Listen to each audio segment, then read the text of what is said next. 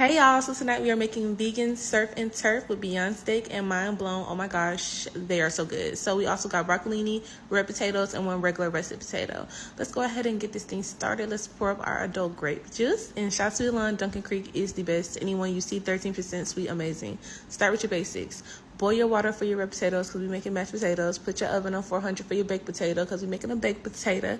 And y'all, these bird rolls I got really pissed me off because it was in the freezer section, but they sitting here telling me I gotta let them rise for 5 hours. Why would you do that? I got you out of convenience. Anyways, go ahead and boil that potato, stab that potato.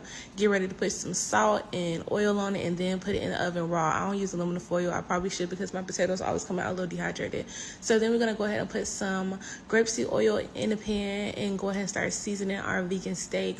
I don't really like all the rosemary, etc. So I use like garlic, Tony's, mesquite barbecue, and I used a liquid smoke. This is what I like to get that smoky wood tasting like meat. And then I use onion powder, garlic, and whatever else that you really like. You can honestly just use steak seasoning, but it's up to you. Y'all, when I tell y'all this is my first time having Beyond Steak, and when it was so good, it literally mimicked the texture of steak. And if you're about to be one of those lame people in my comments, why are vegans trying to mimic me? Because I used to like steak, but I don't want to eat an animal, so I'm going to eat this seitan.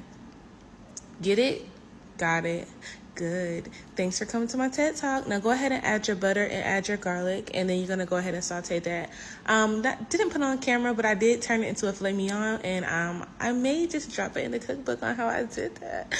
But anyways, so I made a little miniature steak, and in that same pan I cooked the steak in, I put my broccolini. I love them so much. They're so good. It's like asparagus and broccoli in one. Come on now. Garlic, soy sauce, red chili flakes, Italian seasoning, a little bit of pinch of salt. Maybe not any salt since you use soy.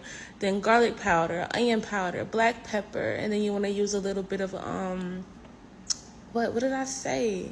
Maybe like a little hint of brown sugar in there, and red pepper chili flakes.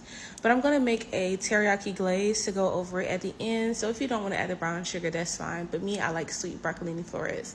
A little bit of grapeseed oil. That was a bit too much. But hey, they came out so good and delicious. You see them? Yeah, you see them. Them rolls was good. I buttered them. Smashed my potatoes. Now let's go ahead and get at how you make the mashed potatoes. Go ahead and put half a stick of butter inside of your mashed potatoes. Go ahead and put an unsweetened milk inside of your mashed potatoes. Then you want to add a little bit of garlic, a little bit of garlic powder, a little bit of pepper, a little bit of salt, and you want to stir it up. You don't want watery potatoes, so you just want to check the consistency. I'm going to show you what I did to add that creaminess, that texture to my mashed potatoes, and that was adding a dollop of either cream cheese, or you can add a dollop of mayo if you don't have it. So back there, y'all see me making a roux for my gravy, which is literally just oil. I used grapeseed oil, and I used about a cup of flour. So about half a cup or a cup of oil.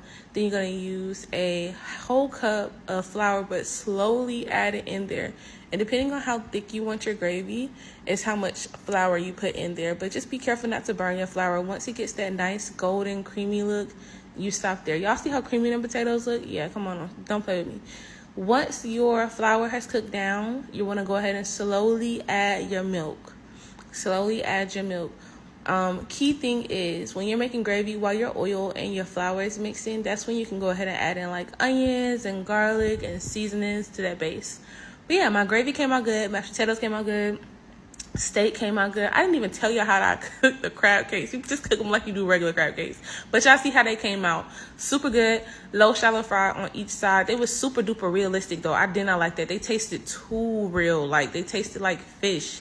But everything was so good, y'all. That steak was super good. The buns, everything. Thank you so much. Like, subscribe, comment, follow. Thank you. Link in my bio for